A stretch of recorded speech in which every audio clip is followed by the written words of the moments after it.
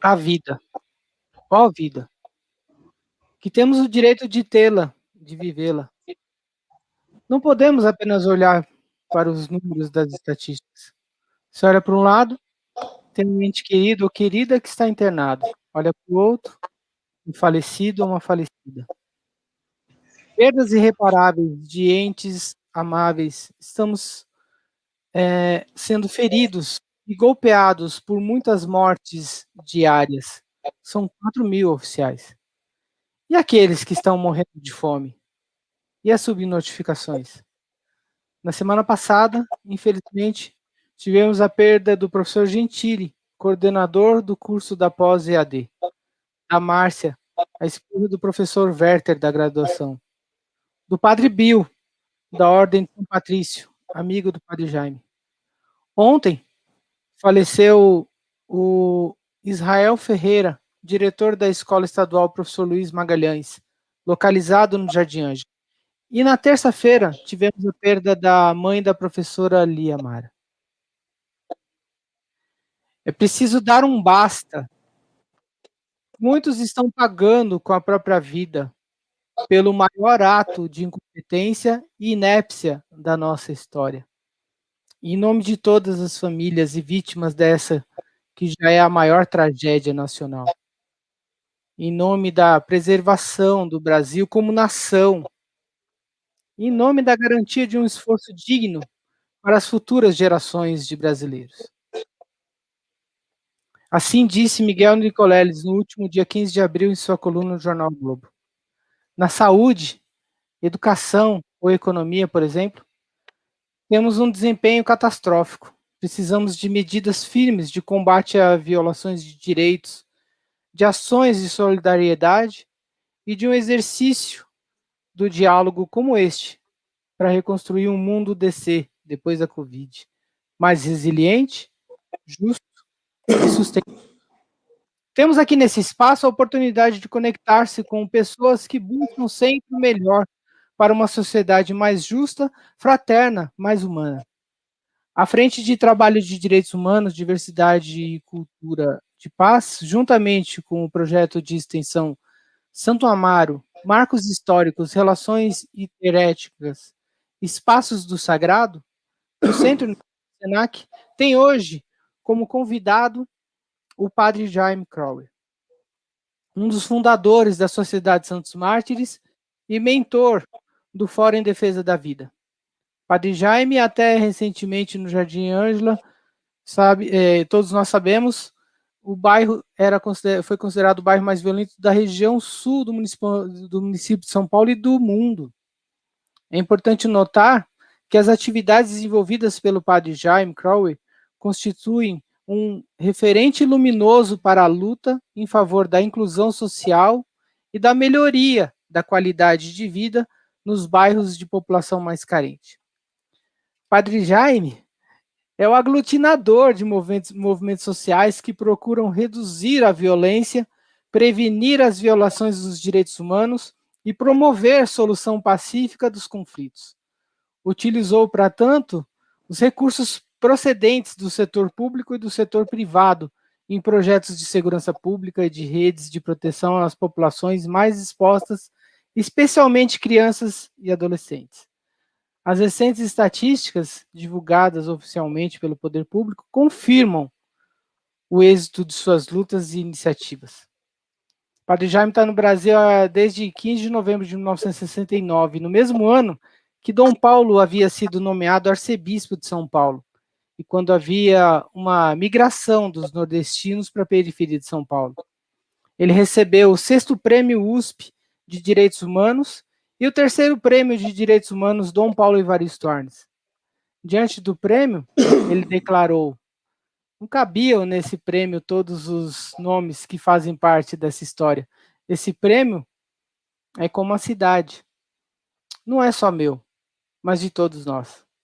É uma honra receber o prêmio que leva o nome do cardeal dos direitos humanos, do profeta de esperança, Dom Paulo Evaristo Arnes, que tanto fez e sempre foi um exemplo de vida para mim, disse o padre, que, a pedido do prefeito, fez uma oração pela saúde de Dom Paulo, que naquele momento ele já estava hospitalizado e veio falecer em seguida. Conosco está hoje a professora Simone Freitas, coordenadora da Frente de Trabalho dos Direitos Humanos, Diversidade e Cultura de Paz. Simone, bem-vinda. Boa noite, obrigada, Aguinaldo. Prazer estar conosco e uma honra imensa o Padre Jaime aceitar esse convite. Boa noite a todos que estão nos assistindo e acompanhando. Meu nome é professora Simone e eu coordeno a Frente de Direitos Humanos, Diversidade e Cultura de Paz do Centro Universitário do SENAC. E aqui também estou representando a professora Lia, que coordena o projeto, né, cujo título é Santo Amaro, Marcos Históricos, Relações Interétnicas, Espaços do Sagrado.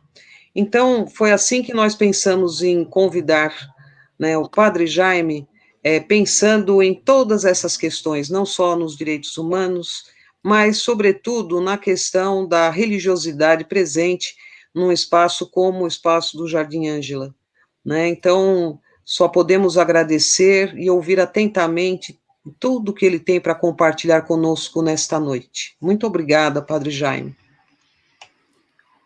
Padre Jaime. De nada, não tem que agradecer, não. Eu vou colocar aqui um vídeo e em seguida a gente começa, inclusive, com uma pergunta para você, até para poder começar os nossos assuntos aqui que a gente tanto deseja com você, tá bom? Vamos lá.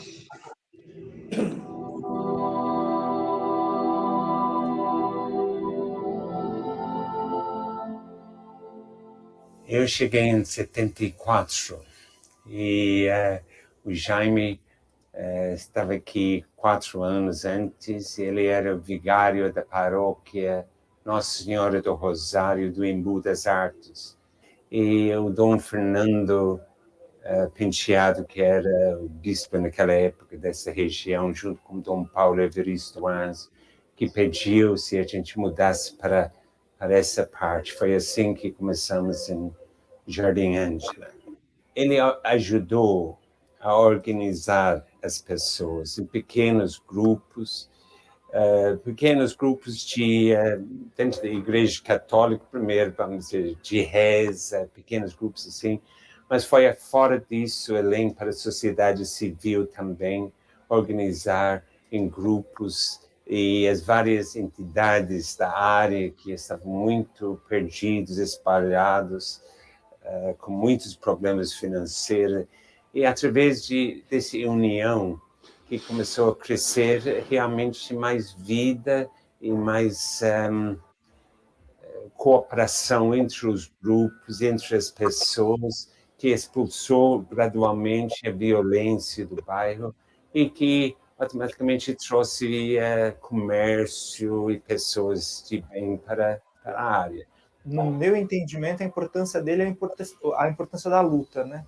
De estar sempre se movimentando. O Padre Jaime é muito inquieto, né? Ele não para. E esse modo de vida que ele tem e que nos inspira é um modo que eu acho a importância dele. De estar sempre se movendo, buscando melhorias para a região, buscando uma qualidade de vida que as pessoas possam minimamente circular de uma maneira segura. Eu diria que Padre Jaime é direitos humanos. Porque é uma coisa que diz isso, não, eu trabalho com questão de direitos humanos, ou alguém diz, não, eu estudo direitos humanos, ou eu trabalho na Secretaria de Direitos Humanos, ou é outra coisa de ser direitos humanos. Ou seja, que isso para mim é muito importante. E isso é uma característica de Dom Paulo, a mesma coisa, de ser direitos humanos. Não era um elemento eventual numa prioridade de agenda, era uma postura. O Padre Jaime, de fato, ele tem sido uma grande liderança marcante aqui no Jardim. Inclusive, o Jardim Ângela se confunde com o Padre Jaime. Não dá para falar do Jardim Ângela sem falar do Padre Jaime.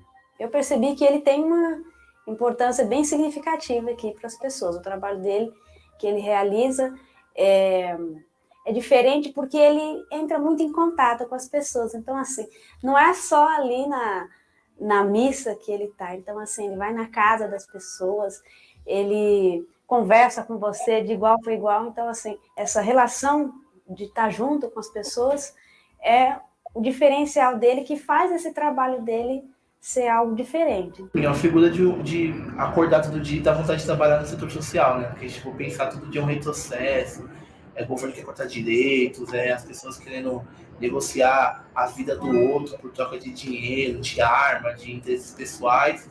E você vê o Jaime todo dia com um jeito simples dele, podia estar muito melhor aí, falando economicamente e tal, mas não, ele sempre com a simplicidade dele, dialogando com você e falando assim, ó, construa a sua referência, vamos lutar para que isso melhore.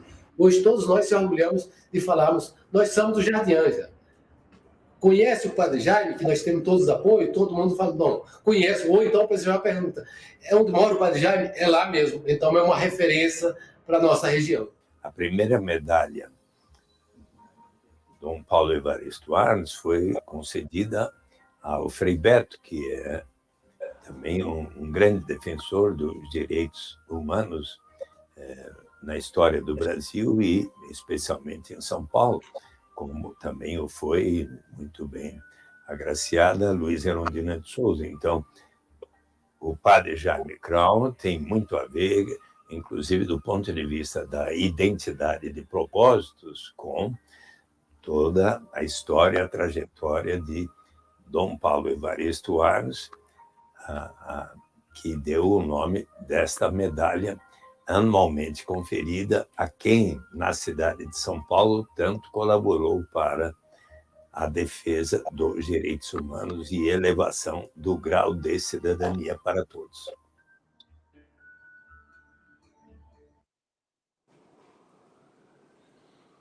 Muito bem, Jaime.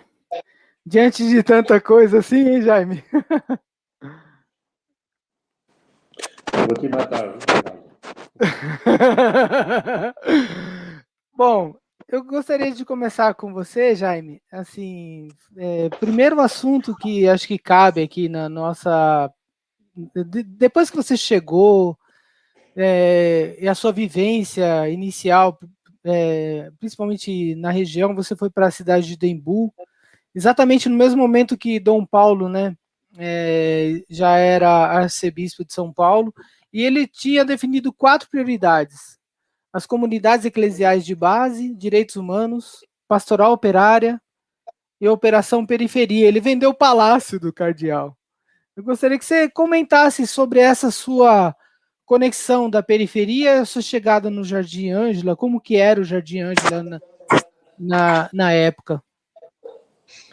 Olha, acho que, Aguinaldo, é um grande prazer estar aqui com você, com Simone e com todos os que estão nos acompanhando neste live.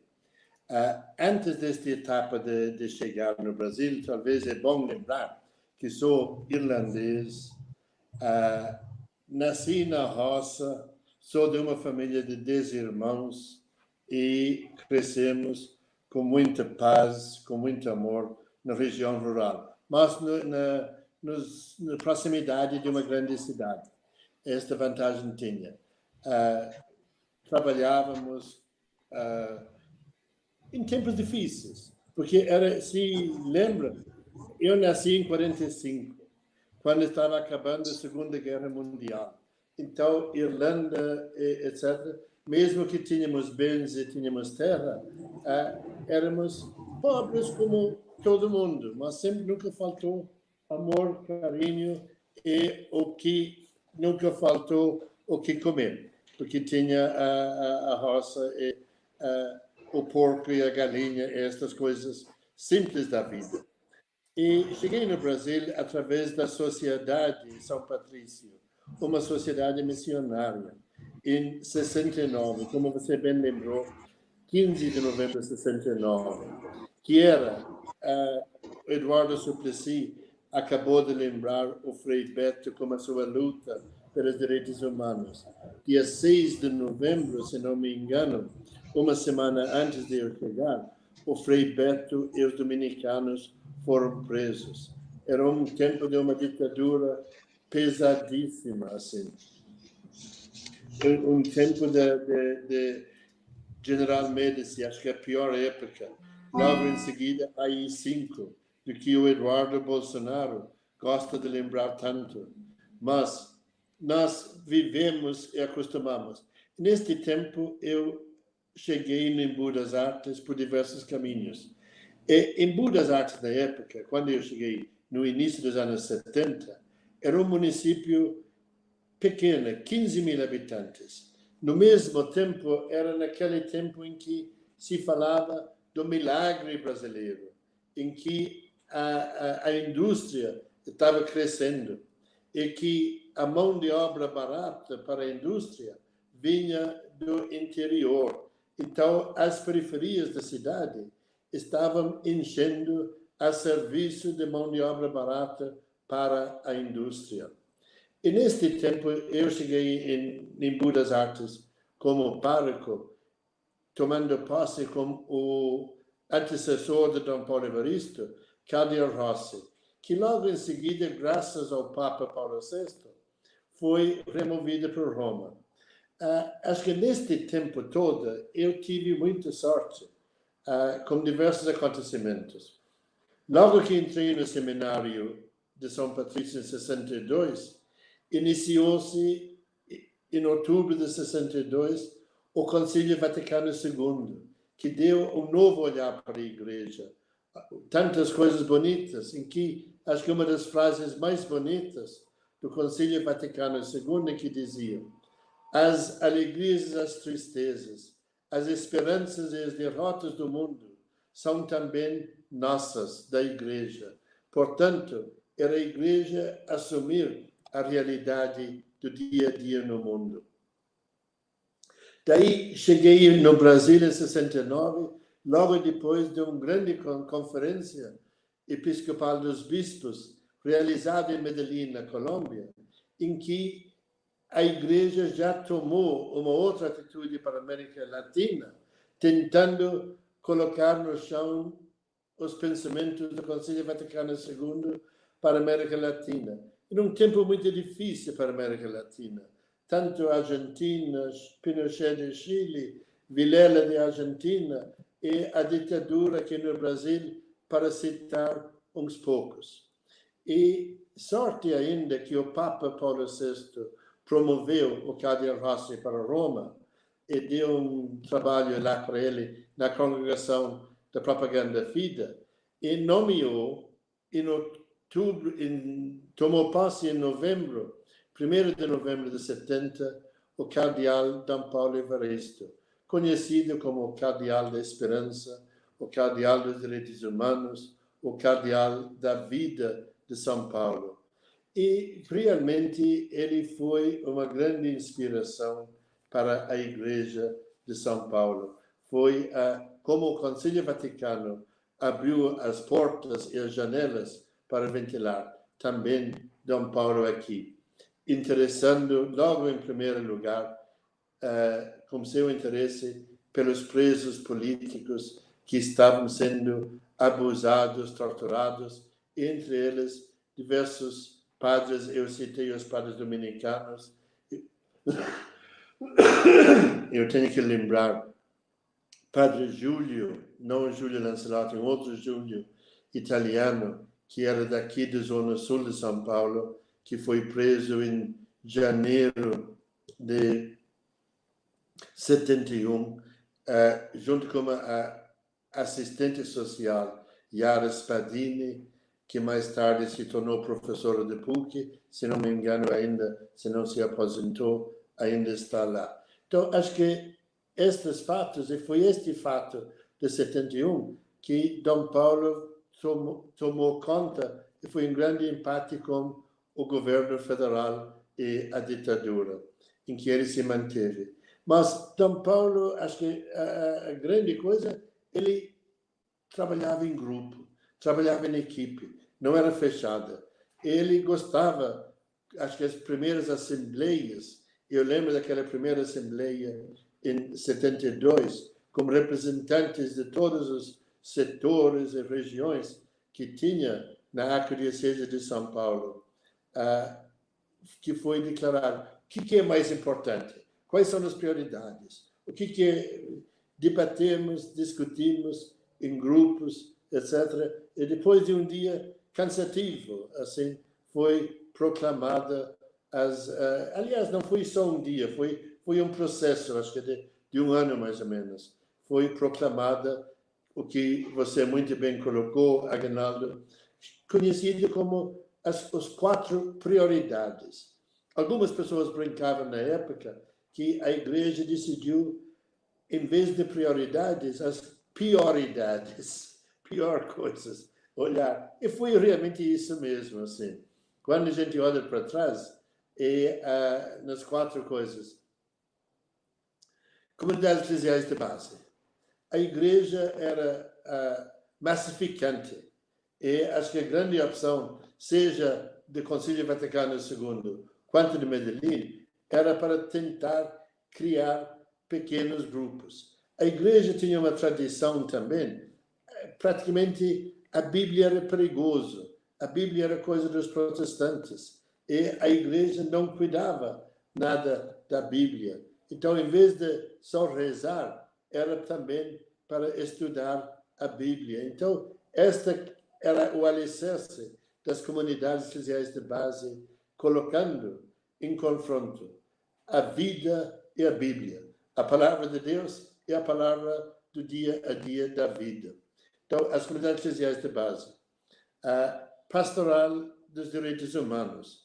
Neste tempo, lembrando, em 72, a Declaração Universal dos Direitos Humanos fazia 25 anos, que foi declarado em 48. Eu gosto de colocar 3 coisas juntas, assim, quando eu falo dos direitos humanos. Primeiro, a Declaração dos Direitos Humanos eram os 10 mandamentos. Os 10 mandamentos declarados quando o povo de Deus saiu da escravidão no Egito para a liberdade de terra prometida. A Bíblia conta 2 tábuas chegando nas mãos de Moisés, mas quando a gente analisa e estuda, foi a primeira constituição do povo de Deus. E o grande objetivo daquela constituição era para nunca mais voltar à escravidão. Então, os 10 mandamentos é a Constituição para nunca mais voltar à escravidão. Daí foi o tempo, tivemos a Primeira Grande Guerra Mundial, 1917, etc. Depois a Segunda Guerra Mundial, que acabou quando eu nasci, mas em 48, articulando as Nações Unidas, escreveram a Declaração Universal dos Direitos Humanos, cujo objetivo era para nunca mais termos a guerra. Então, o grande objetivo dos direitos humanos era tentar que nunca mais haveria aquela destruição dos povos, dos Hitlers, de tantas das bombas, de tanta destruição que aconteceu. Eu quero mais uma com isso. Nós temos a Constituição de 88, seguindo na mesma linha. Nunca mais ter escravidão, nunca mais ter a guerra. A Constituinte dos Direitos, da conquista dos direitos de 88, para nunca mais termos a ditadura. E aí, acho que em 72, Dom Paulo se dedicava muito, acho que como o Peter colocou, o Dom Paulo encarnou os direitos humanos. Era o cardeal dos direitos humanos, ele não estava apoiando, ele viveu isso e fez isso acontecer no dia a dia. E aí foram criados grupos pelas diversas paróquias, cidades, para trabalhar a questão dos direitos humanos. Por isso, até hoje, nós temos aqui o CEDEP, Centro de Direitos Humanos de Campo Limpo, que este ano está completando 40 anos da sua luta em defesa da vida, pela paz e reconciliação, junto conosco também em muitos eventos como o Fórum em Defesa da Vida, etc. Então, acho que esta causa, tanto eu citei CEDEP, Centro de Direitos Humanos e Educação Popular de Campo Limpo, como tem outros, Centro Dom Oscar Romero, em Jabaquara, centros espalhados pela cidade inteira dos direitos humanos, frutos daquele tempo. Terceira prioridade, pastoral operária. A questão dos operários, eu falei um pouco antes, o crescimento da periferia da cidade de São Paulo. As pessoas vindo do interior, de todos os lugares. E isso era marcante, os abusos dos trabalhadores das fábricas. O sindicato, de modo especial, dos metalúrgicos, a grande parte, a palavra usada na época era os sindicatos peleiros, que os presidentes dos sindicatos conseguiam se eleger com o dinheiro e a propaganda dos patrões. E os sindicatos mais defendiam, como o famoso caso dos metalúrgicos aqui em São Paulo, de Joaquinzão, que não era nenhum apoio para os trabalhadores, mas tinha, no mesmo tempo, o que chamava oposição sindical, movimento de oposição sindical, conhecido como MONSP na época, e em que os trabalhadores tentavam lutar. Mas, com a prioridade dos operários, pastoral operário, a Igreja também ajudou muito nesta organização e articulação dos trabalhadores nas fábricas, nas comunidades, nas paróquias. E, por último, a quarta prioridade, Operação Periferia. Acho que aí foi, marcante. O próprio Dom Paulo Evaristo tinha um palácio. O palácio estava aí na Rua Pio XII. Não sei se vocês conhecem. É pertinho do Hospital Portuguesa, aí logo perto de 23 de maio, onde é beneficência portuguesa. Era enorme, assim. Era despesas para manter. Era uma estrutura, eu não sei de que ano, mas uma estrutura antiga, acho que de manutenção muito, muito pesada. Mas, enfim, Dom Paulo resolveu, colocou isso à venda. E não é fácil vender coisas assim na igreja. A igreja é uma estrutura que preserve os bens também. Precisava da autorização de Roma, não sei o que mais, etc. Mas Dom Paulo conseguiu fazer tudo isso para vender, mas condição de comprar terrenos na periferia de São Paulo. E por isso, gratos ainda que onde eu estou sentado foi comprado como aquele terreno.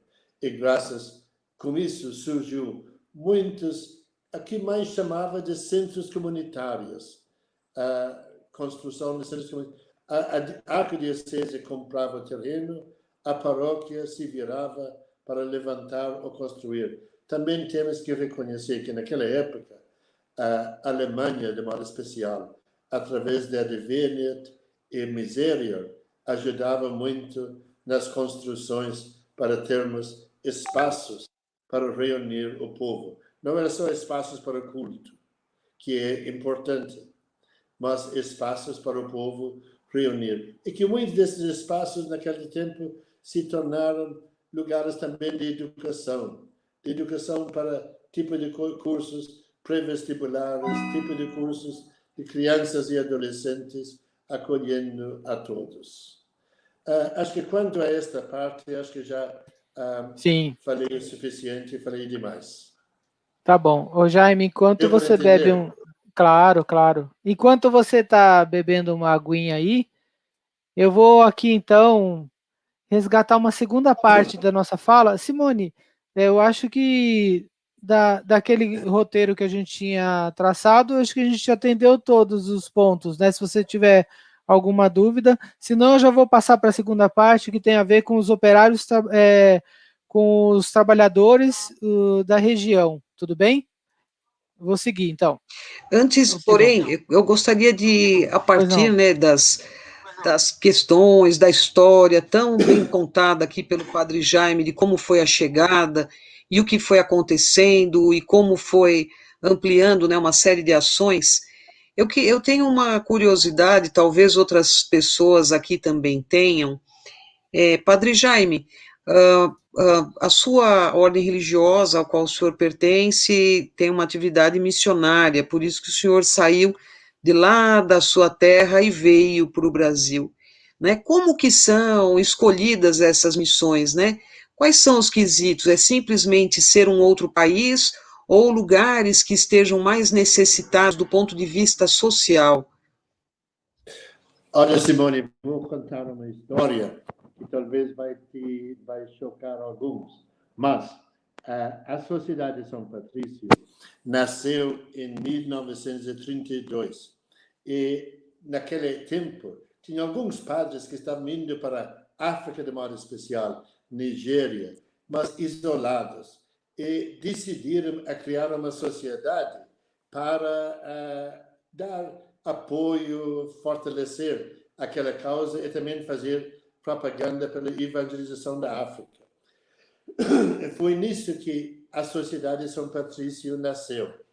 Depois, foi o tempo, em 1960, com o Bom Papa, conhecido como Bom Papa, João XXIII, que abriu as janelas, abriu as portas para o Concílio Vaticano II, e naquele espírito bondoso dele. E foi o tempo também, em 62, com os problemas de Cuba, etc. E aí tinha toda a questão de Jânio, de João Goulart aqui no Brasil, e que há, para quem viveu naquele tempo, o medo do comunismo na América Latina. E para que a América Latina não fosse tomada pelo comunismo, o Papa João XXIII pediu a todas as instituições religiosas, congregações, etc., a enviar em torno de 10% de seus padres para a América Latina como objetivo de salvar a América Latina do comunismo. E foi nesta que a Sociedade de São Patrício abriu as casas aqui, abriu a missão aqui no Brasil, em 62. Aí eu já estava no seminário, e aí o superior, naquela época a obediência era mais importante. Naquela época, aí eu fui pedido em 69 com mais 4 padres para vir para o Brasil evangelizar e preservar do comunismo, que anunciando o reino de Deus. Acho que é aí, mas acho que a gente tem que lembrar, os tempos mudaram, as coisas mudaram.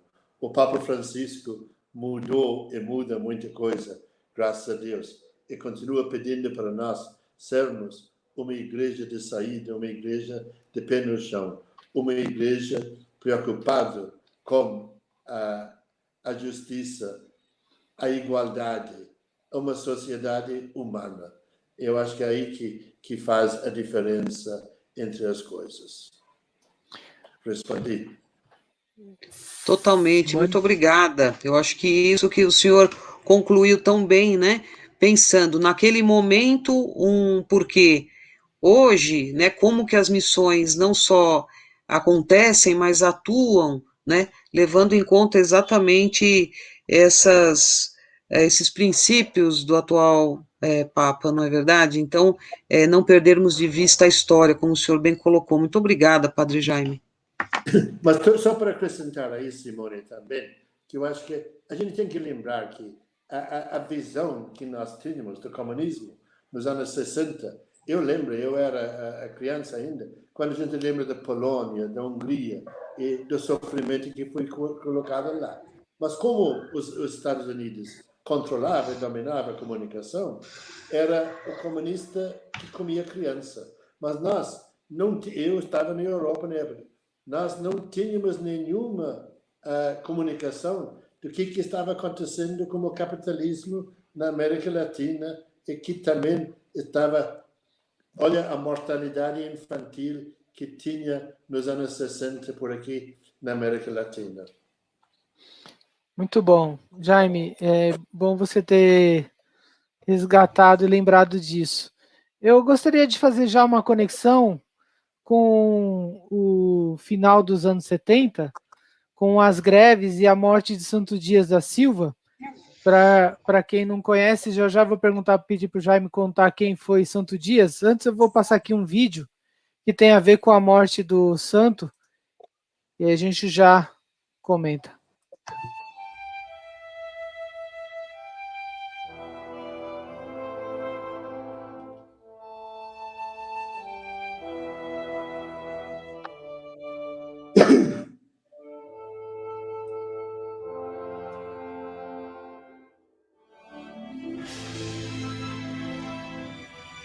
Dom Paulo, o cardeal dos operários. A pastoral operária, no governo, no pastoreio maravilhoso de Dom Paulo Evaristo, foi uma opção de todo o povo santo de Deus reunido em assembleia. E o Santo Dias fazia parte da coordenação da pastoral operária, da nossa equipe. Simples, humilde, ardoroso, combativo, muito ativo. E veio, então, o sacrifício desse militante, desse apóstolo de Jesus, Santo Dias, alvejado pela polícia militar. Quando soube da morte, Ana, a mulher do Santo Dias, saiu em disparada para o pronto-socorro e lá descobriu que a polícia queria levar à força o corpo do seu marido. Eu comecei a gritar: olha, eles vão sumir com o corpo santo, gente, pelo amor de Deus, o que eu faço? Olha, gente. Aí eles falaram: não, eles vão para o inferno, nós vamos junto. Então, a hora que saiu de lá, eles ligaram a sirene com a maior altura e passavam em cima de calçada e virava assim, e a gente dentro do carro, assim, toda... E eu, o corpo santo atrás, naquela caixa de ferro, e o motorista, nós três. Até chegar no Instituto Médico Legal.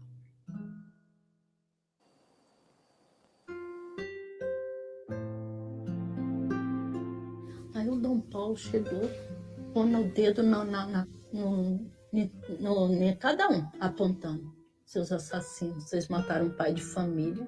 Aí vai aonde? Vai ver lá aonde? Aí o Dom Paulo e os padres resolveram falar: não, então vai para a consolação. Naquela hora, nós fizemos uma procissão da Igreja da Consolação até a Catedral. Ela começou talvez com 10 ou 15 mil e depois terminou com 150, 200 mil, porque o povo todo foi se aglutinando e foi entrando para a Praça da Sé a ponto de enchê-la.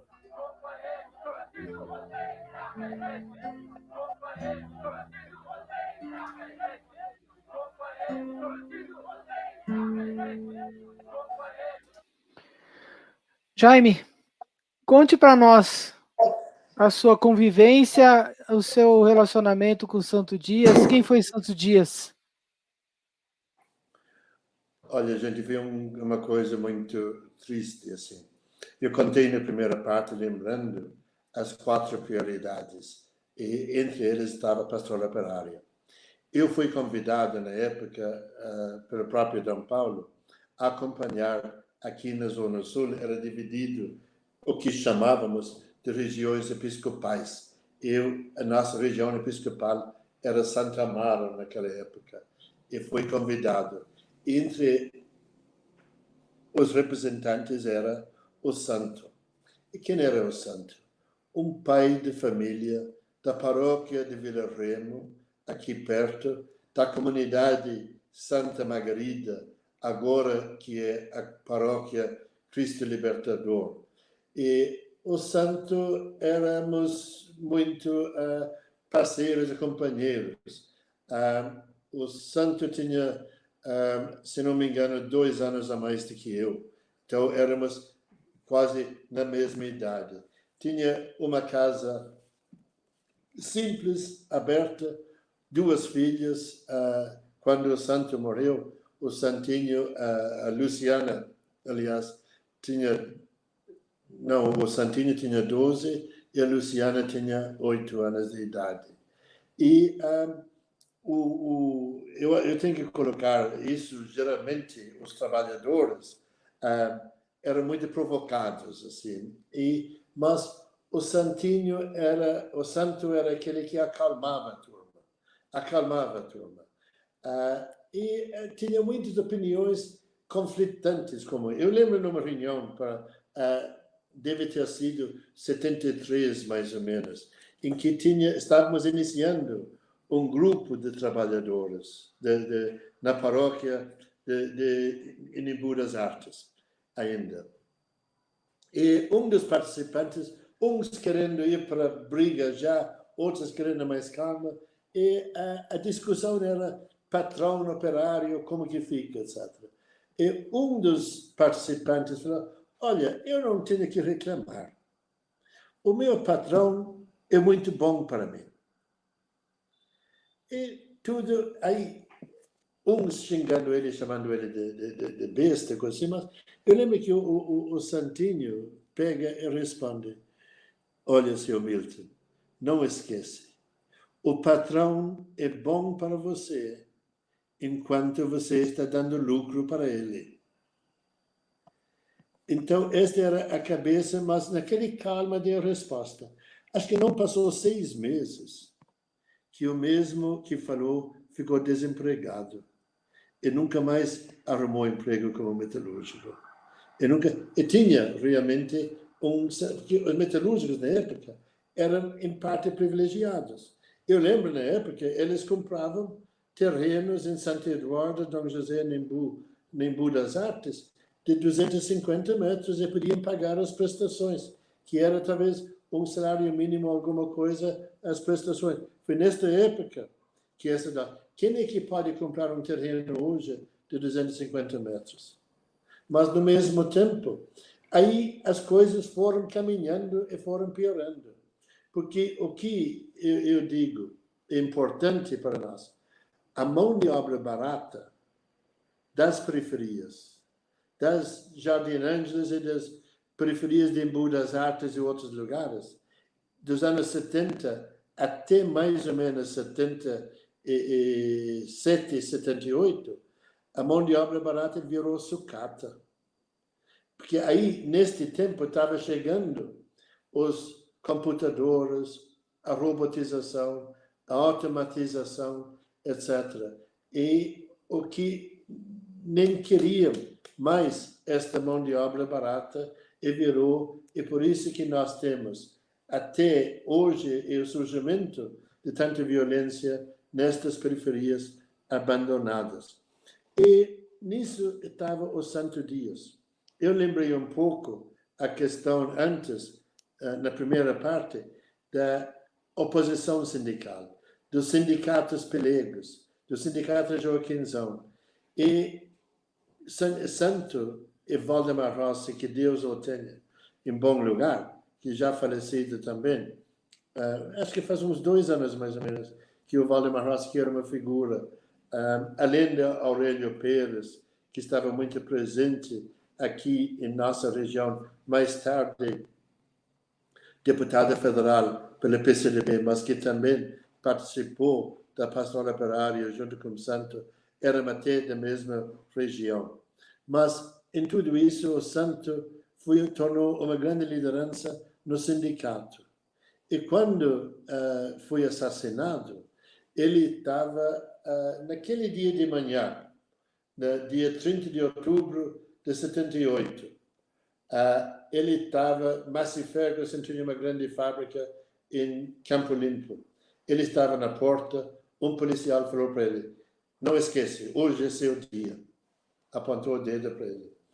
Daí, mais tarde, ele passou no Guido Colói, onde tinha um piquete. E daí foi para Campo Grande. Silvânia. Silvânia. Para Silvânia. a fábrica de Silvânia, em Campo Grande. Onde estava uma pacífica, mas o piquete e o policial deu um tiro no Santo. Aí as coisas estouraram. E aí, aquele que acabou da Ana contar. E eu, infelizmente, você pediu para contar a minha parte.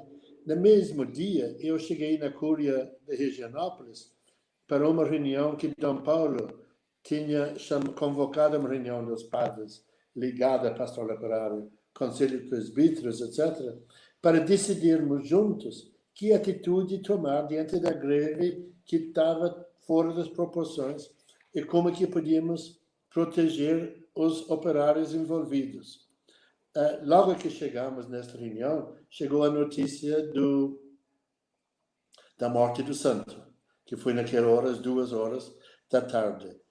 Daí fomos para o Instituto Médico Legal, onde estava chegando o corpo, e aí aquela história que Ana contou, do policial de Dom Paulo apontar o dedo para os policiais, no mesmo tempo também colocando o dedo na ferida do santo e dizer: olha o que vocês fizeram. Vocês mataram um pai de família. Vocês são os assassinos deste pai de família que lutava pela paz e pela justiça. E Dom Paulo soube muito bem marcar presença nestas horas. E como foi dito, a tristeza acho que tomou conta de todos nós. Se chega a isso, onde vai parar? Porque também tinha tantos outros operários também, mas nenhum tomou, como Manuel Fiel Filho e outros que são lembrados, ninguém tomou as proporções de Santo Dias, até hoje lembrada por nós como mártir da Igreja. E realmente o santo, quando foi assassinado, representava a diocese, a arquidiocese de São Paulo, na comissão do CNBB Sulum, de todo o estado de São Paulo. Então, era uma liderança reconhecida tanto na pastoral quanto no sindicato. Mas muita gente, quem gosta de colocar o lado ruim, veja para o santo apenas como sindicalista, que é um pouco, talvez, querem dar um olhar violento. Mas não, santo era pacificador. E os domingos da tarde, a maioria dos domingos da tarde do Santo Dias, era na comunidade dele visitar os doentes e levar comunhão e fazer oração junto com os doentes na comunidade de Santa Margarida, e muitos deles que lembram isso até hoje. Então, o santo era tanto dedicado, e o próprio Santinho, o filho dele, e a Luciana lembram como ele abria a Bíblia toda noite em casa e refletia sobre um trecho da Bíblia para com eles. Então, não era um radical da esquerda, era um ponderado querendo construir a paz, justiça e preocupado com a vida. Ele deu a vida nesta causa aos 42 anos de idade, 30 de outubro de 1979. Interessante, até hoje, até o ano passado, pelo menos, nós rezamos a missa no túmulo e escrevemos no local onde ele foi assassinado. Aqui foi assassinado o operário Santo Dias da Silva pela Polícia Militar. 30 de outubro de 1979. Acho isso importante, porque a história faz parte do nosso futuro. Eu sempre gosto de lembrar. A gente lembra da história, não só para o saudosismo, mas para nos confirmar no presente e caminhar para o futuro. Olha, Jaime, você fez lembrar esse dia, 30 de outubro, falou do ato, né, de ir até o local, inclusive tem uma placa lá na frente, né, do condomínio, né, que está lá no chão. Infelizmente, no ano passado pegamos chuva, né, não podemos pintar, mas todos os anos, né, é feita a pintura lá da marcação, né, de onde o santo foi assassinado. Em seguida, a gente sobe, né, até o túmulo no cemitério de Campo Grande. Então, estou contextualizando tudo isso aqui, Simone, porque são locais muito próximos do Centro Universitário Senac, os nossos estudantes aqui ficarem sabendo, né? A antiga fábrica da Silvânia está na Avenida Nossa Senhora de Sabará, ali perto do cemitério. E lá, inclusive, tem um local, 41 anos da morte de Santo Dias, tem lá um local específico que, inclusive, é onde se faz a celebração anual. No ano retrasado, 2019, o Jaime não esteve muito bem, não pôde participar, não pôde ir até o ato, mas, se não me engano, foi Dom Ângelo que esteve, esse que estava no vídeo. Foi ele quem esteve, né, Jaime, se não me engano, e o padre Luiz Giuliani. Dom Angélico. Dom Angélico, desculpe, Dom Angélico. Exatamente. Para contextualizar, para vocês entenderem um pouco sobre tudo isso. Olha só, se alguém tiver perguntas, mande, por favor. E aí eu já até passo para você, Simone, se você tem alguma pergunta. Também peço para o pessoal aqui, assinem o canal, dê like nesse vídeo. Nós temos 40 e poucas pessoas assistindo. Deem like, assinem o canal. E vamos em frente aqui, Simone, se você tiver alguma pergunta. Senão eu vou para a terceira parte, que tem a ver com todo esse trabalho que tem uma conexão entre a pastoral operária e o momento pós chegada do Padre Jaime no Jardim Ângela, ali onde o Jardim Ângela teve ali um período bastante difícil e que a violência tomou conta da região, né? Simone, você tem alguma pergunta? Senão eu vou para frente. Não, eu tenho sim, é que pelo que eu entendi e pelo que o Padre Jaime contou agora, né, acho que duas coisas aí importantes que ficaram para mim. Uma, então, da história que ele tão bem lembra e conta, mas, sobretudo, eu acho que dessas ações de memória que vocês fazem, né? Porque uma coisa, acho que seria contar uma história lá perdida no tempo, informativa, e muito mais do que isso, né? O resgate da memória em cada ano em que se celebra, se relembra, aqui aconteceu isso, né? Como isso tem uma outra força, né? Então, acho que isso é muito interessante. E, Padre Jaime, do que eu entendi, então o senhor chega, primeiro vai para o Embu, depois vai para essa região, é vendido uma propriedade da igreja, é comprado um terreno e vocês constroem a igreja, e ela toma esse nome também em razão da morte do Santo Dias? Ou não tem nada a ver? Tem tudo a ver, tem tudo a ver. Acho que o nome de onde eu estou aqui, Paróquia Santos Mártires. Okay. Então, quem são os mártires? Então, a paróquia aqui, que foi desmembrada, eu citei Santo, era da paróquia de Vila Remo. A paróquia de Vila Remo, aqui nos altos do sul, era enorme. E foram subdivididas, porque a paróquia, como igreja, é um território. E aí nós estávamos, e foi num tempo em 87, por exemplo, Dom Oscar Romero foi assassinado em 80. Padre Josimo, conhecido, um padre no norte, 83. Padre Ezequiel, 85. Chico Mendes, se não me engano, 86. Então, era um tempo de muitos mártires pelas causas da vida, que a gente chamava e reconhecia como os mártires.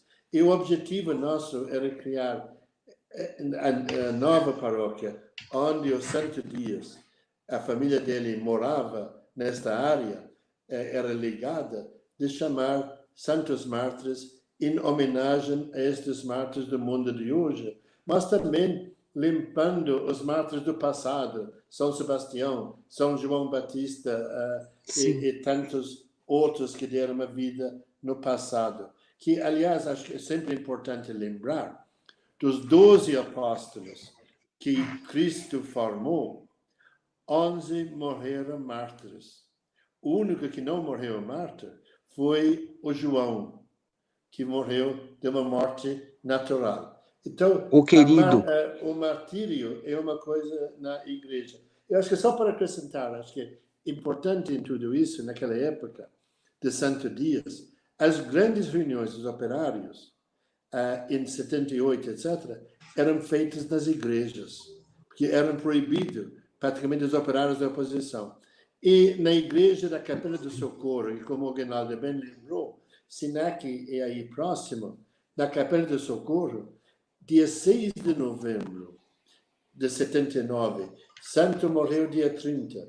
Dia 6 de novembro, os operários reunidos na Igreja do Socorro, às 6 horas da manhã, a polícia cercou a igreja e jogou bombas de gás lacrimogêneo, inclusive uma destas bombas caiu no altar da Igreja de Socorro, quebrando um vidro que tinha em cima do altar. Então, isso dia 6, uma semana depois da morte do santo. E daí, os operários foi cedido à Igreja Arquidiocese, cedeu. Nesta época, tinha o bispo de Santo Amaro, Dom Mauro Morelli. Era um dos bispos auxiliares da Arquidiocese. Mas, neste tempo, os operários mudaram para a Igreja do Largo 13. Então, o apoio que a Igreja dava para os operários, acho que era muito explícito nesta luta, Sim. nesta causa toda. Muito bom, Jaime. Simone, tem mais alguma coisa para completar? Não, agora não. Obrigada, Tá bom. Padre Jaime. Olha só, Padre Jaime, você começa a falar final dos anos 70, inclusive, né, poucos sabem o nome da Ponte do Socorro. A Ponte do Socorro, ela tem o nome de Ponte Santo Dias da Silva, né?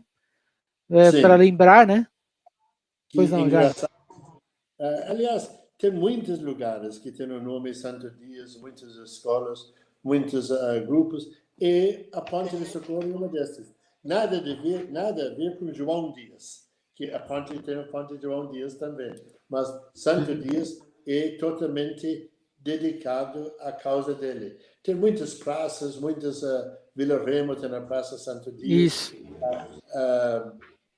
Muitos lugares públicos, grupos escolares, etc. O Parque Santo Dias, no Capão Redondo. Sim.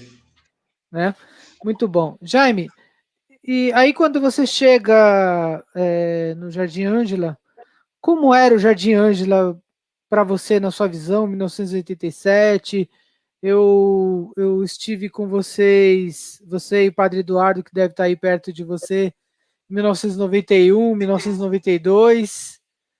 Era uma região violenta, né? Olha, quando nós chegamos em Jardim Ângela, em 87, a gente pode dizer que nós viemos de Embu das Artes. E logo que nós saímos de Embu das Artes era também a periferia. Estou dizendo Santa Teresa, Santa Emília, Santo Eduardo, Dom José. Sim. Era um crescimento desordenado na época. Era São Paulo que estava sobrando e indo para lá. Mas, no mesmo tempo, eram mais trabalhadores. Quando nós saímos de Embu das Artes, por exemplo, não tinha nenhuma favela no município. As favelas começaram depois. Mas, quando nós saímos de Embu das Artes, tinha a primeira chacina de 7 jovens na frente de uma padaria em Santo Eduardo. E aí que começou, a violência foi tomando corpo depois disso. Em 87, não sei se vocês lembram daquela época, mas para ajudar, era o governo Montoro. Montoro foi eleito governador em 82. Montoro era um bom sujeito, um cara bom, razoável, etc. Mas toda a questão da milagre econômica começou a implodir. E como eu citei numa outra fala, que a mão de obra barata que veio para a periferia, aí começou, nos anos 80, a grande onda de desemprego. Inclusive, não sei se lembra, mais ou menos 84, os desempregados articulados, organizados, tinham o movimento de desemprego. Em outubro de 83, tinha um grande movimento, o acampamento dos desempregados na frente da Assembleia Legislativa em Ibirapuera, e para tentar pressionar o governo para abrir empregos para o pessoal e para ter um olhar para este emprego. Não deu muito resultado, mas os desempregados ficaram mais de um mês na frente de Ibirapuera. 84 foi ocupado um prédio ao lado da Câmara Municipal, que era o Sistema Integrado, Sistema Nacional de Emprego. Mas também não deu muito resultado. Inclusive, é importante lembrar, mesmo no governo Montoro, que era muito parceiro da igreja e mesmo com Dom Paulo, mas cortaram para aquele cine, tinha centenas de desempregados lá dentro. Cortaram a água e a luz e cercaram de polícia. E Dom Paulo chegou lá e insistiu, passou pela cerca policial, insistiu em passar de uma perua que veio com água e comida a passar pela polícia para quem estava preso lá dentro. Então, acho que essas atitudes de Dom Paulo, de marcar presença, de dar a vida pessoal, acho que é importante lembrar nesta coisa simples dos desempregados. Então, foi neste tempo que nós chegamos também, 84, as grandes ondas de desemprego, e que marcou as regiões. Jardinândia, naquele tempo, 87, não tinha a população que ela tem hoje. Ainda tem. Mas, no mesmo tempo, era assustador o desemprego e a gente pode dizer um povo sem rumo, procurando sentido. E eu acho que tivemos muita sorte de chegar na região, porque antes de nós, Jardinângela pertencia à paróquia de Vila Remo, como falei antes. E na paróquia de Vila Remo tinha o padre Luiz Giuliani, tinha umas irmãs, Mônica, Cecília, Edeni, Célia, muito delicadas. E somos amigos até hoje nesta causa, porque era muito, caminhávamos muito na mesma direção, na mesma preocupação como a igreja. Então, nós continuamos construindo o que já tinha iniciado nos anos 70, como as comunidades eclesiais de base, como a questão dos direitos humanos, a questão da pastoral operária, e dentro disso, toda a construção da vida, a liturgia e as celebrações. E aí fomos multiplicando e caminhando. Neste tempo, foi o que tornou mais difícil, talvez, que, aliás, no outro bloco, quando a gente fala sobre o Fórum em Defesa da Vida, mas parte daí. Nesta época que começou a entrar o crack. Antes não tinha tanta crack ou droga na periferia, mas foi nesta época que começou o tráfico de droga, de modo especial, o crack que era mais barato. Assim,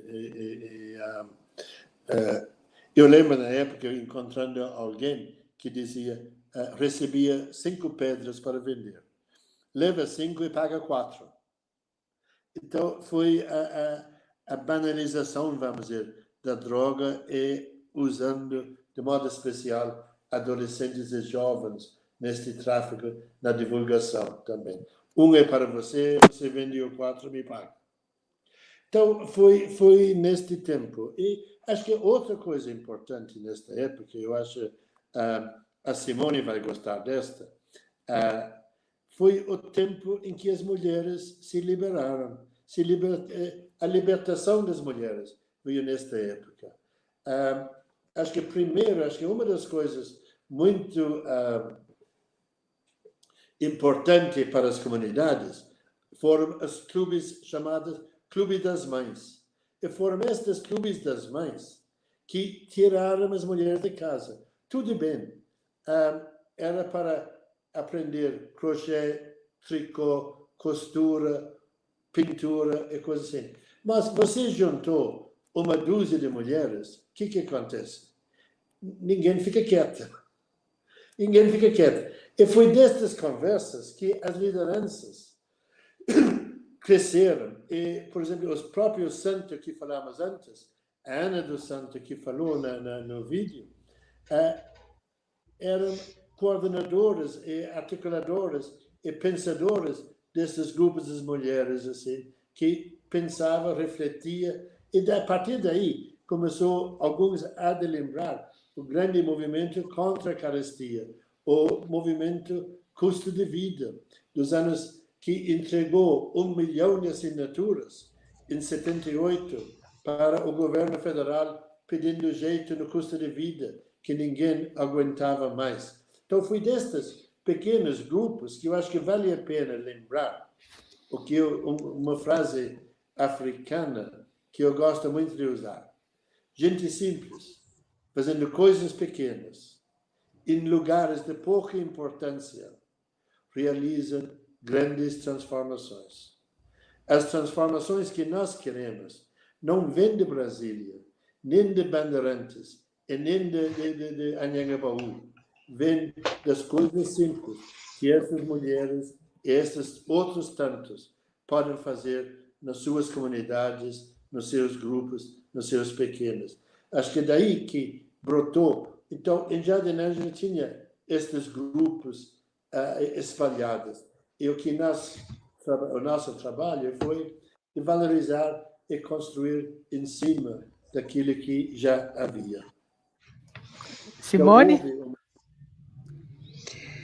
Não, eu fico ouvindo aqui incansavelmente, né? Porque realmente nós temos aí a história e a memória viva, né? E aí eu vou lembrando do que eu também vivi de alguma coisa nesse sentido, né? Então, o senhor falando do final da década de 70, começo de 80, a questão econômica e a perspectiva de uma abertura, né, que começa em 84 e que culmina depois, né, com o movimento para a nova Constituição, né?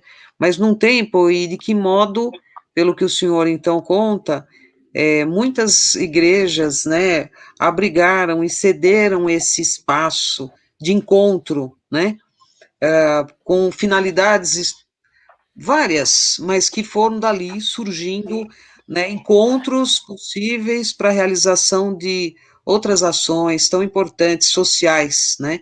Então, uma pergunta nesse momento, assim, a respeito da paróquia onde o senhor está, e quando chegaram, né, como que estava e como está a questão, né, da convivência com as demais religiões, né? Pergunto isso também, até porque, então, tivemos ainda agora a campanha da fraternidade, cujo foco era o ecumenismo, e como isso foi exaltado por muitos e por outros nem tanto, mas enfim, a realidade ali no Jardim Ângela, como convive, como se relaciona também com outras religiões. Era isso que eu gostaria de saber. Muito oportuno, muito obrigado, Simone, esta pergunta. Assim, acho que eu coloquei no início em que eu sou irlandês. E na Irlanda existe aquele conflito que todo mundo chama católico e protestante, mas que realmente é irlandês contra inglês. Os ingleses, por serem ingleses, são anglicanos, etc. Mas quando eu cheguei no Brasil, acho que eu fui criado e cresci em um ambiente muito hostil, assim, para outras igrejas, muito católico. Inclusive, a Irlanda sempre foi, no meu tempo, 95% católico, uma Irlanda do Sul. Então, muito hostil.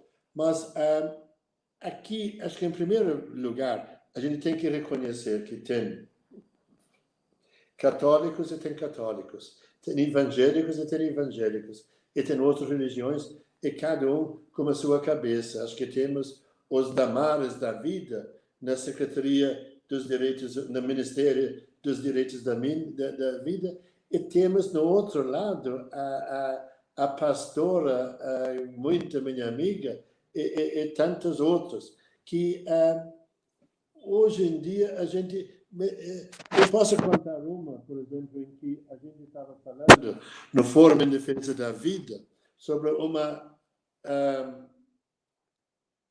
Romaria das Águas. O Aguinaldo citou antes a Romaria das Águas, que é um abraço à represa de Guarapiranga. Eu estava colocando a proposta numa reunião do Fórum em Defesa da Vida, que o Fórum em Defesa da Vida não tem partido, não tem religião, inclui e abraça a todos. E tem diversos, mesmo que as reuniões são feitas aqui na paróquia, tem diversos pastores, etc. E quando eu falei, então, em vez do abraço, gente, só o abraço, vamos tentar popularizar e fazer o que eu chamei de Romaria das Águas, que é no fim de maio, juntando com Maria, etc. Aí uma pessoa muito católica, tem que reconhecer, levantar, Jaime, chega, você está querendo fazer uma coisa católica da coisa, levando Nossa Senhora. Aí tinha um pastor no grupo que levanta e fala, olha, faça o favor, se o Jaime quer levar Nossa Senhora, eu levo a minha Bíblia, qual é o problema? Então, acho que isso explica um pouco. O pastor que defendeu porque eu tinha que levar a Nossa Senhora assim na coisa. E caminhamos muito tranquilo. Infelizmente, o mesmo pastor, logo acho que uns 2 anos depois, veio a falecer. E estava no hospital, eu lembro muito bem, estava no Hospital Santa Cecília. Ligou para mim chorando, sabendo que ia morrer. Pelo amor de Deus, para eu ir lá no hospital, dar uma bênção para ele. Que fiz e que foi, etc. Então, e depois, mais tarde, no Fórum em Defesa da Vida, tivemos uma experiência muito bonita agora da celebração dos 25 anos da caminhada para São Luís, em que foi uma celebração não ecumênica, interreligiosa, incluindo budista, judeu e coisas assim. A nossa aqui, a minha casa é frequentada, a gente tem que reconhecer por todo este pessoal, a Aguinaldo que sabe muito bem, tem um rabino, tem os rabinos, tem os pastores, tem a pastora que vem e frequenta. Inclusive temos um curso de teologia que, não sei se alguns conhecem, Jung Mosung tinha, com a pandemia, não tem mais. Jung Mosung, um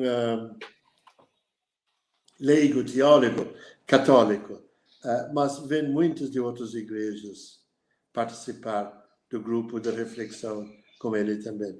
Então, a gente tem. Mas, do outro lado, nós temos também aqueles que são do estilo de, como eu citei, a Damares, a ministra de Direitos Humanos, que infelizmente, mas a gente tem que conviver. E temos, do outro lado, os católicos que vocês viram nesta campanha da fraternidade ecumênica, fizeram aqueles ataques tristes, terríveis, que, inclusive, eu fui vítima dos mesmos ataques daquele pessoal, o cara de Paraná, de Londrina, de Paraná. Londrina, de Londrina, Augusta, que são de baixaria, não dá para chamar de católicos, não. Acho que falta total caridade nas colocações.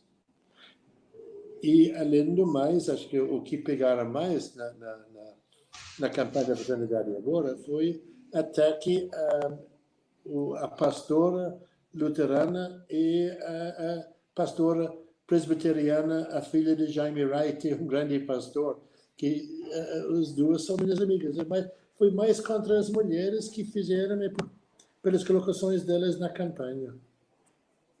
É fogo, né, Simone? É fogo. E isso é constante. Eu vou, já que você falou do Abraça Guarapiranga e da Romaria das Águas, eu vou trazer aqui mais um vídeo curto aqui sobre o que é a Romaria das Águas, para que os nossos estudantes possam saber do que se trata, tá bom, Simone? Eu vou só compartilhar aqui. Vamos lá.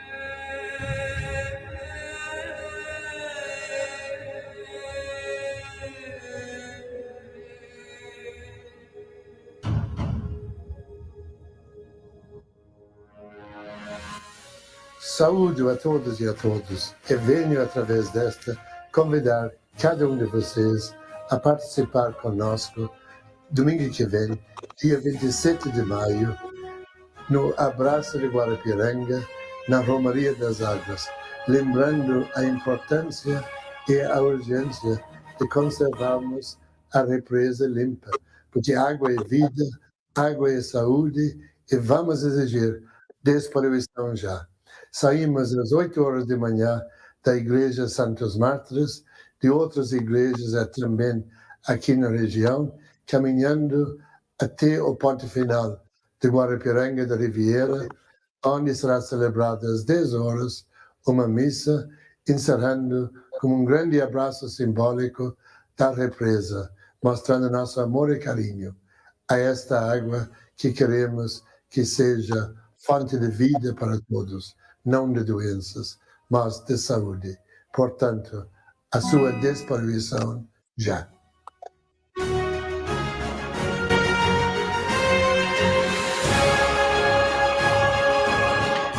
Pois é.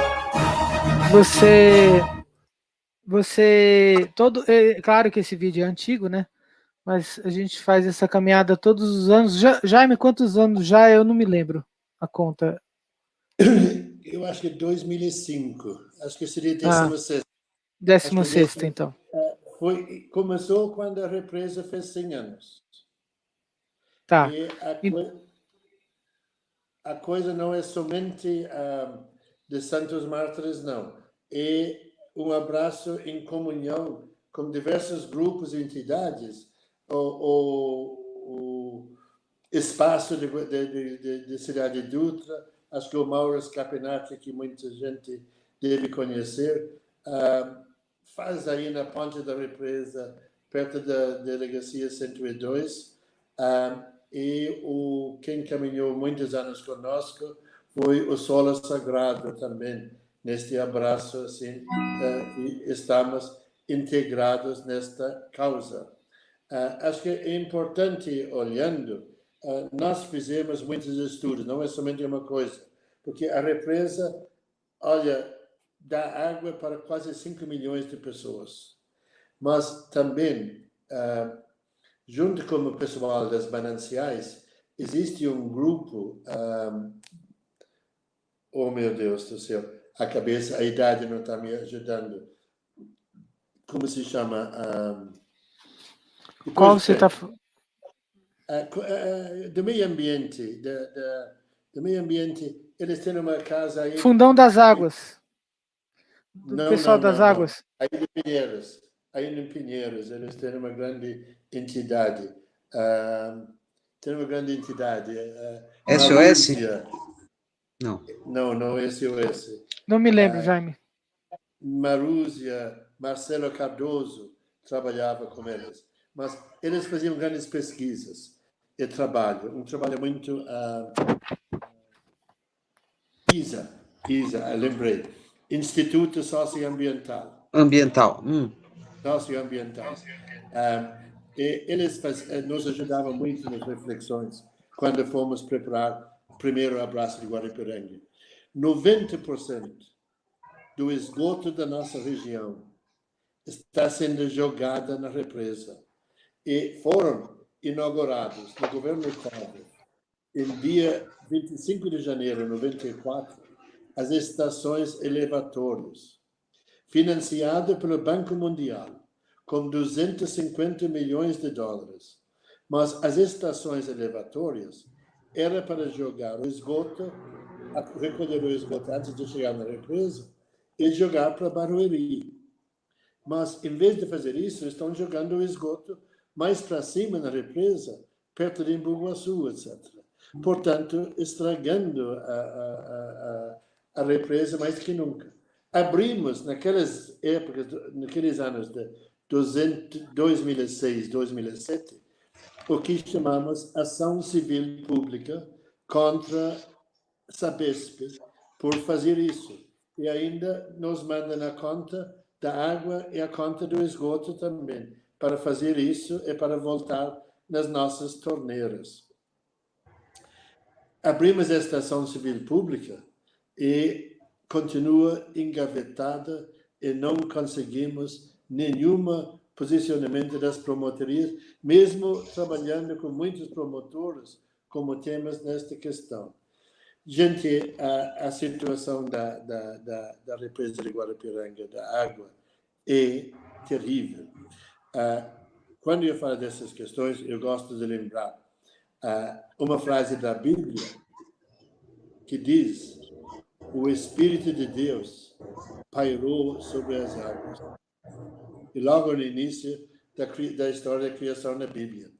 Mas as águas de Guarapiranga, de Billings, de Tietê, de Pinheiros, está tão mal cheiroso que nem o Espírito de Deus consegue mais pairar sobre as águas. É urgente que nós cuidamos desta questão. Eu acho que aqui que a gente tem que apelar também para o Papa Francisco, que tanto como a sua carta Laudato Si, ou Louvado Seja, chamou tanta atenção para a nossa casa comum.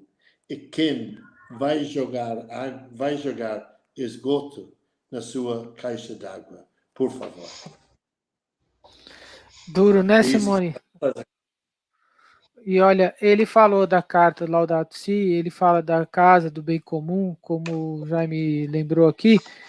Depois a gente pode até falar sobre as casas de Francisco, se tivermos tempo, Jaime. As casas de Francisco e Clara, porque até temos uma proposta para iniciar uma casa dessa como ponto de reflexão, né? Mas eu gostaria de trazer aqui mais conectar com tudo isso que você está falando, com um assunto que você já tem tratado aqui, mas que a gente não explicou direito ainda o que é o Fórum em Defesa da Vida. Então eu vou passar aqui só mais um vídeo, que é do Fórum em Defesa da Vida, e gostaria que você explicasse depois o que é o Fórum em Defesa da Vida e como que ele atua. Deixa eu só compartilhar aqui a tela e vamos lá.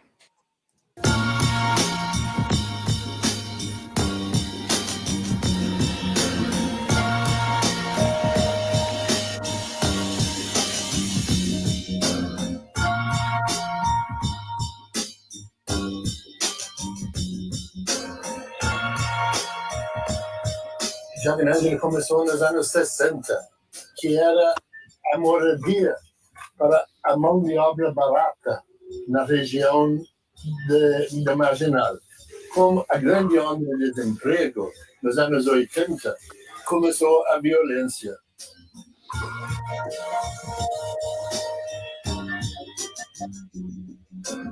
Quando eu cheguei aqui, eu cheguei em 84, né? Então, a violência é muito aqui. Eu andava tudo com medo. Saía de casa com medo. A questão das desigualdades sociais é lamentável nesta região. Tudo dessa desigualdade é o tamanho de violência que nós encontramos na região. E nessa lógica, a gente começou a se juntar aqui na Paróquia Santos Mártires, que acabou abrindo espaço para movimentos, entidades, igrejas, para pensar como a gente organiza, como a gente conversa com essa comunidade na busca aí constante de diminuir essa violência, na busca constante da luta aí pela paz. Quando foi em 96, foi criado o Fórum de Defesa da Vida. Fórum em Defesa da Vida, ele nasce aqui no Jardim Ângela, nessa busca constante de soluções para diminuir a violência. E aí, nisso, começa a se reunir mensalmente lideranças comunitárias, pessoas da própria comunidade, nessa discussão de como a gente pode detectar o que causa violência, chegar no fim da violência. Aí foi quando surgiu a caminhada pela vida e pela paz. E essa caminhada veio ajudando muito. Aos poucos, a pessoa começou a participar. Logo no começo, ninguém estava entendendo muita coisa. E depois, o pessoal foi acostumando e foi se juntando. E cada ano, o número de pessoas ia aumentando para chegar até o cemitério São Luís.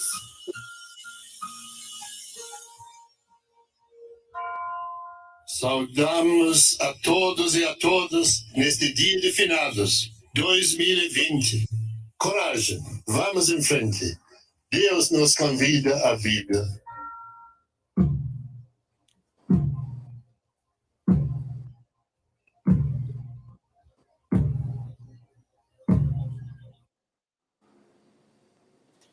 Jaime, no último ano, como você falou, nós fizemos um ato interreligioso, né?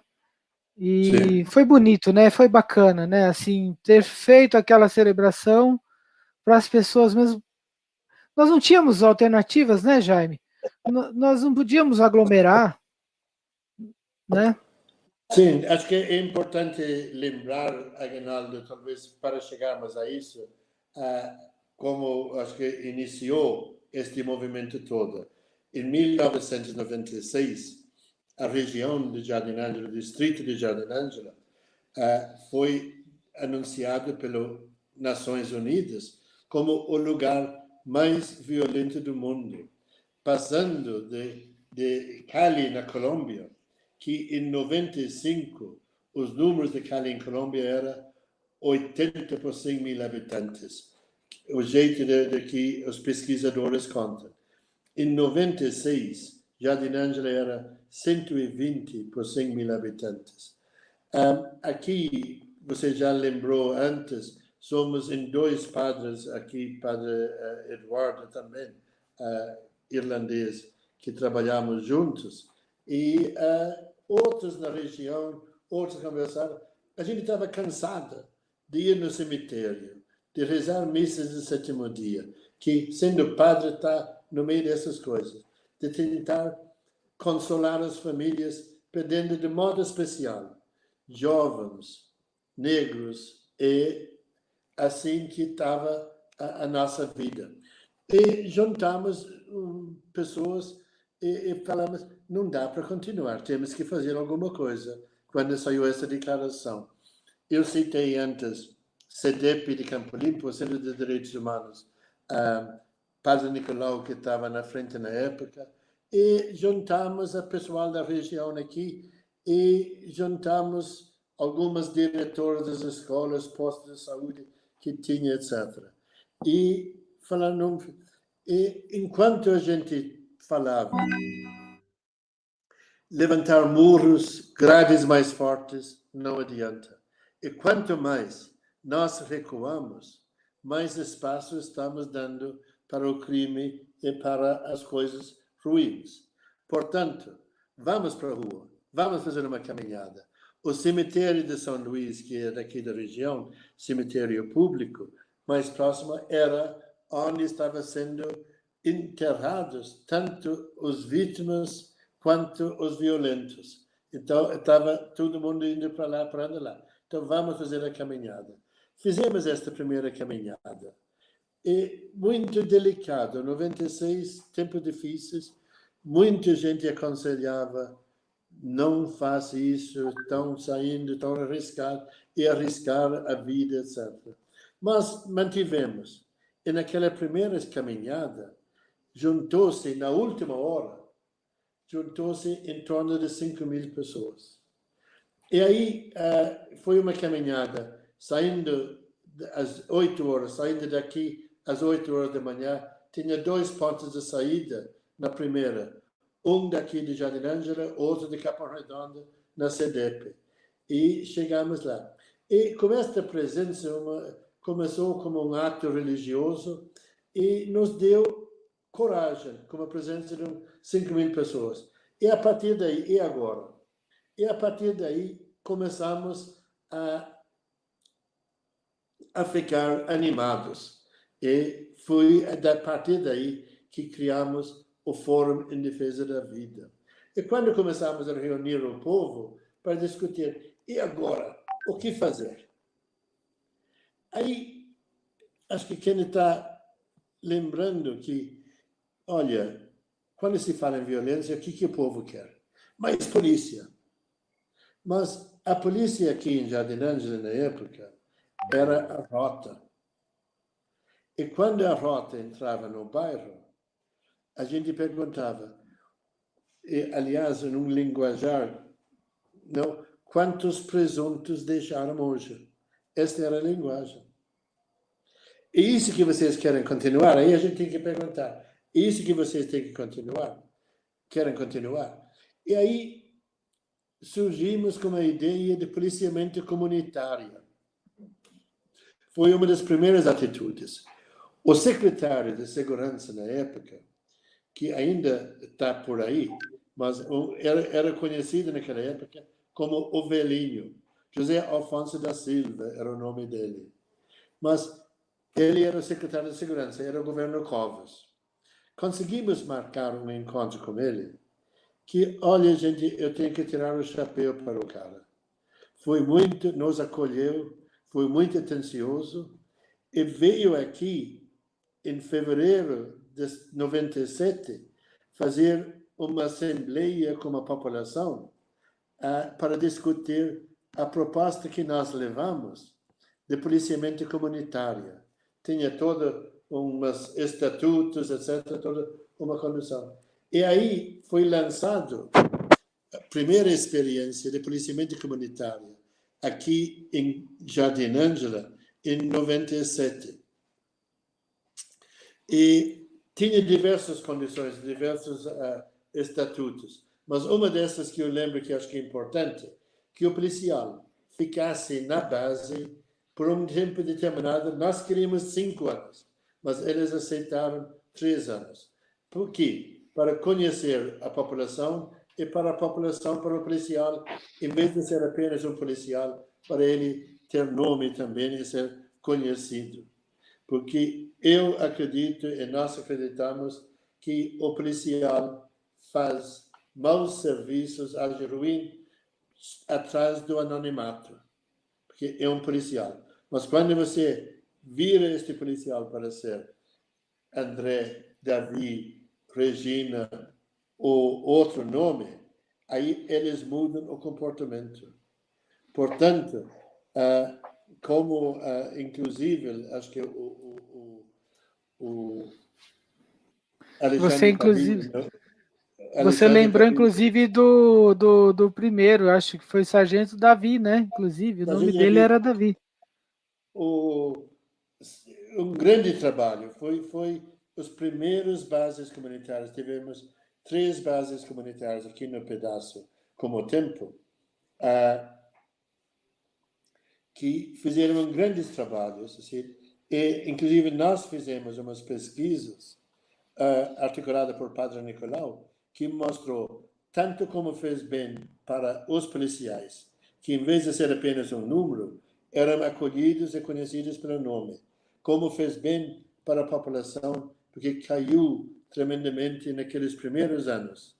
Até 2002, os números de assassinatos na região.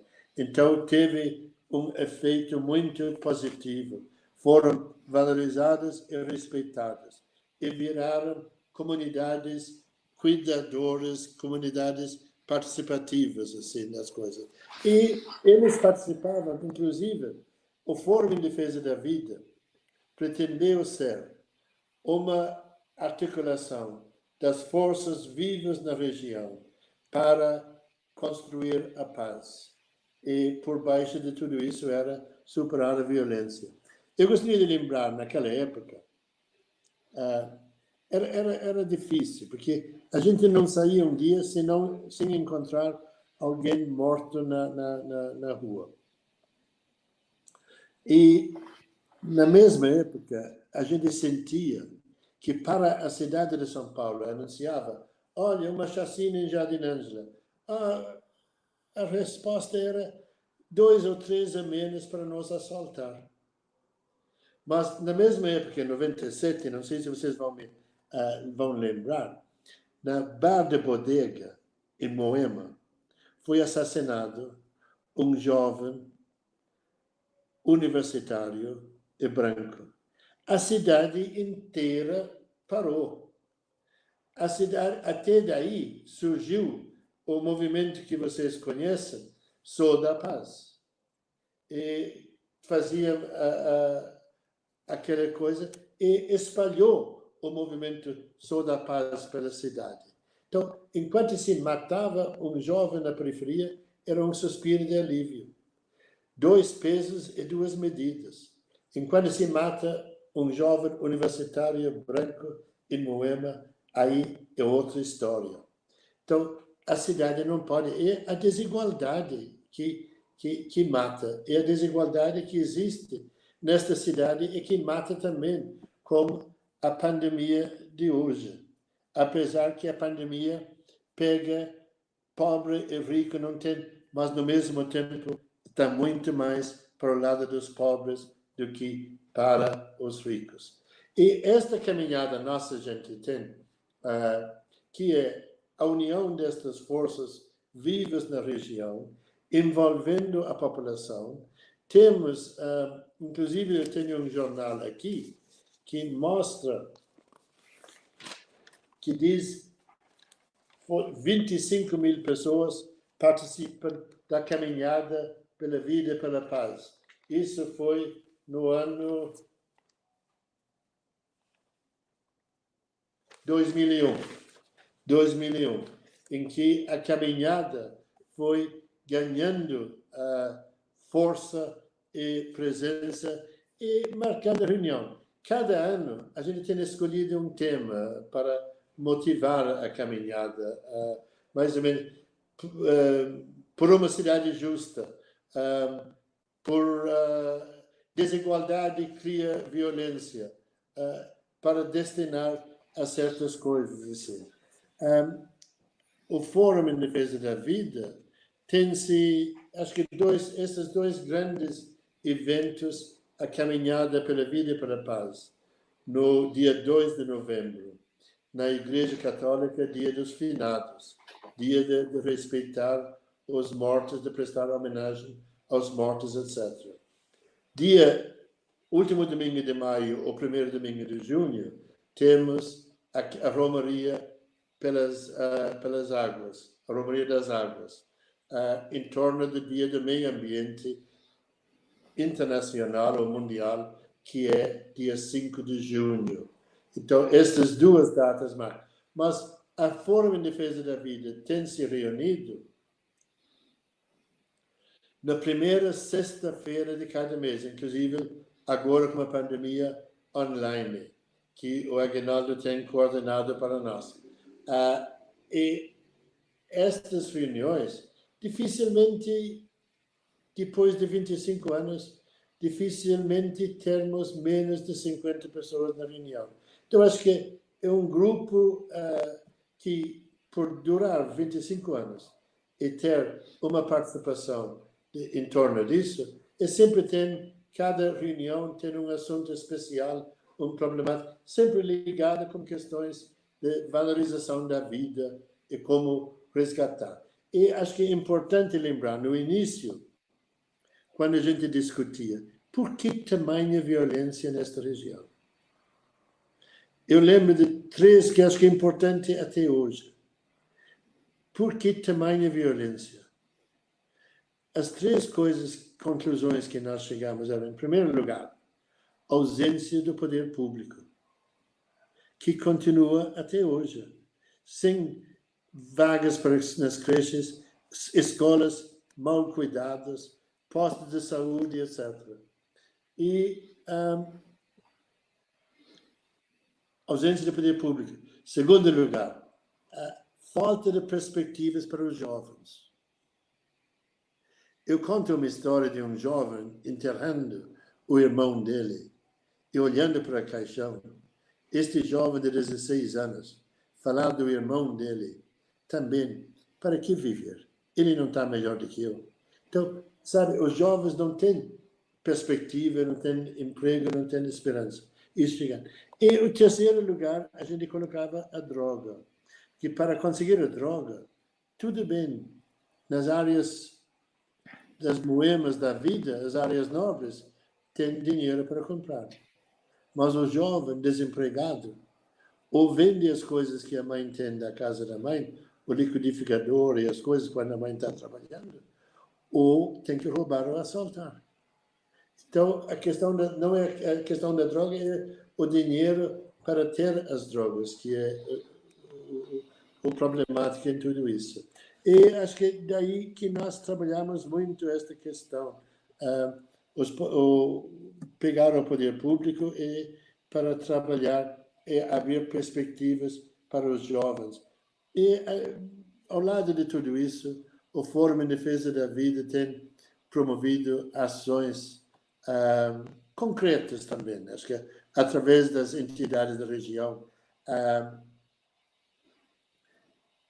crianças e adolescentes de modo especial, centros de CCAs, Centro para Crianças e Adolescentes, centros para a juventude, tipo profissionalização, pizzaiolos e alguns cabeleireiros e manicures, etc. E algumas ações assim.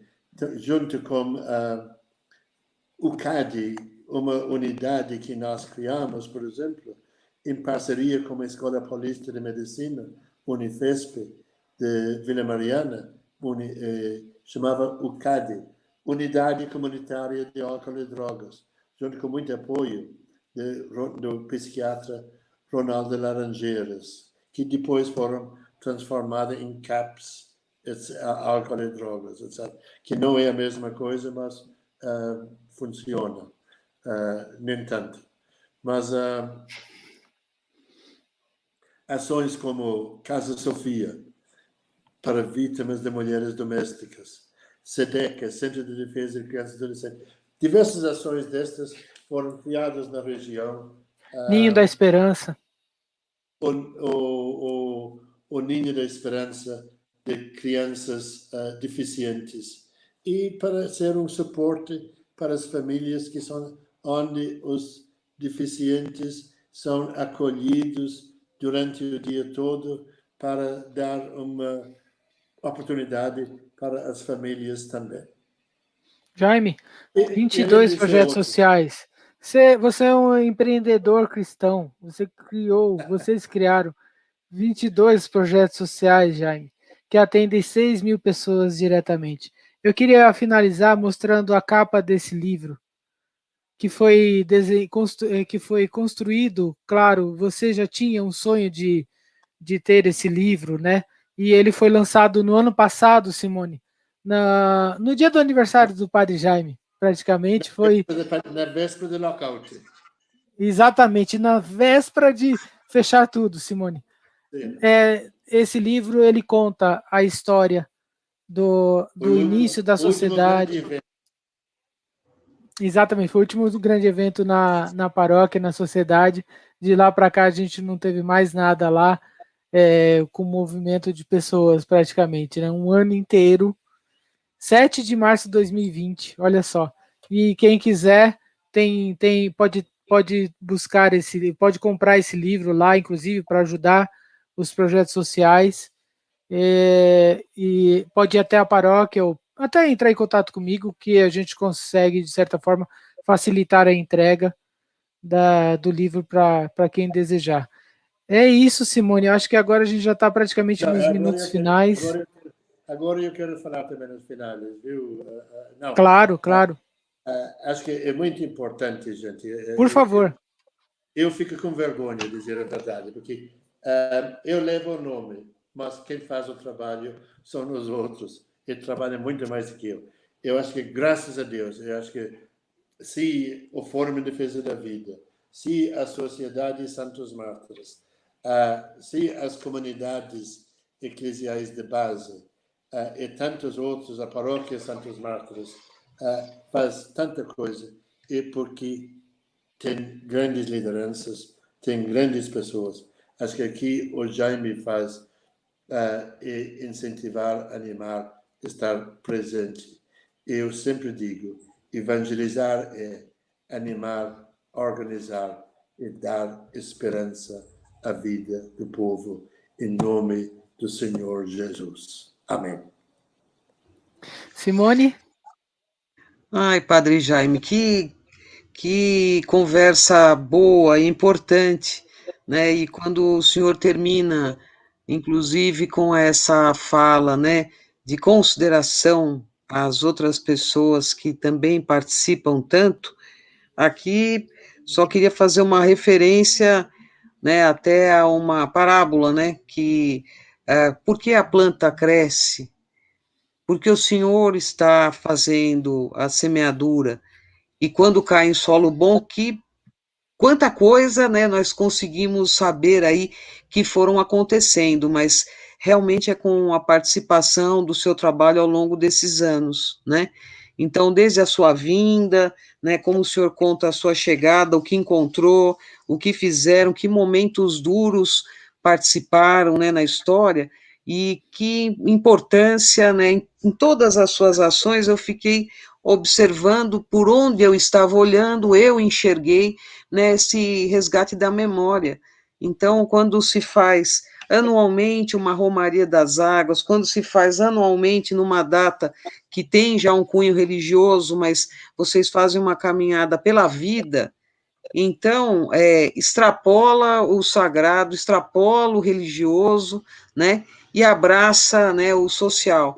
Então, acho que esse é o grande trabalho que o Padre Jaime contribui, né, a partir de uma profissão de fé, mas sobretudo com obras, né, que são visíveis. Aguinaldo, depois, se puder, coloque no chat ou o site da igreja, ou enfim, como as pessoas que quiserem podem adquirir esse livro, como você mostrou, para conhecerem um pouco mais, difundirem exemplo tão impressionante como esse que a gente viu aqui hoje. E uma pergunta, Padre Jaime, embora seja um fórum direcionado a uma região com esses temas todos, alguém que tenha interesse de um dia participar para ver como é aberto ou não é aberto, como que funciona? Olha, estamos todos os projetos, todos os grupos estão abertos para acolher visitas a todo momento. Lógico que em toda a gente tem que respeitar os atendidos em primeiro lugar nestas coisas, mas estamos muito abertos para conversas, para complementar e para encaminhar. Se eu não estiver pessoalmente, o Padre Eduardo sempre tem os outros que estão no pedaço que podem dar as informações. Acho que uma das coisas nossas é a transparência e a abertura para acolher e dar ideias. Muito bem. Então, Aguinaldo, assim, antes de você fazer uma finalização também, eu queria agradecer em nome da Frente de Direitos Humanos, Diversidade e Cultura de Paz, do Centro Universitário do SENAC, e também em nome do projeto de extensão do Santo Amaro, Marcos Históricos, Relações Interétnicas, Espaços do Sagrado, e que, assim, não tem outra palavra. Olha que eu estou buscando realmente um sinônimo, mas eu acho que esse é o mais completo, que honra o senhor trazer a sua vida para compartilhar aqui conosco, né, e sabendo de tantas coisas que o senhor participa, ter dedicado quase que 2 horas a contar isso tudo para todos nós aqui presentes e as pessoas que participaram também, o nosso agradecimento. Muito obrigada, Padre Jaime. Não há de agradecer, é um prazer mesmo.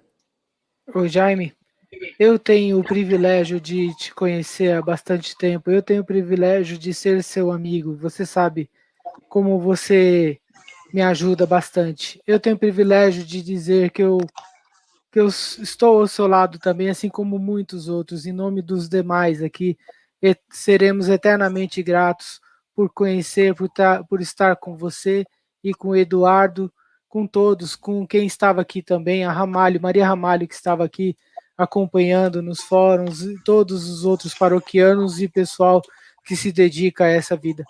Nós temos uma eterna dívida com você. Muito obrigado por tudo, viu, Jaime? Eu chamo de Jaime porque é um padre, mas eu chamo de Jaime. O único defeito dele é que ele é corintiano, Simone. Mas tudo bem. Saudações corintianas. Vamos em frente. São democráticas, eu aceito. Jaime, muito obrigado. Muito obrigado. Eu que agradeço. Gente, boa noite a todos. Até a Obrigado, próxima. Boa noite, viu? Tchau, tchau. Boa Valeu. noite. Obrigada. Tchau. Valeu.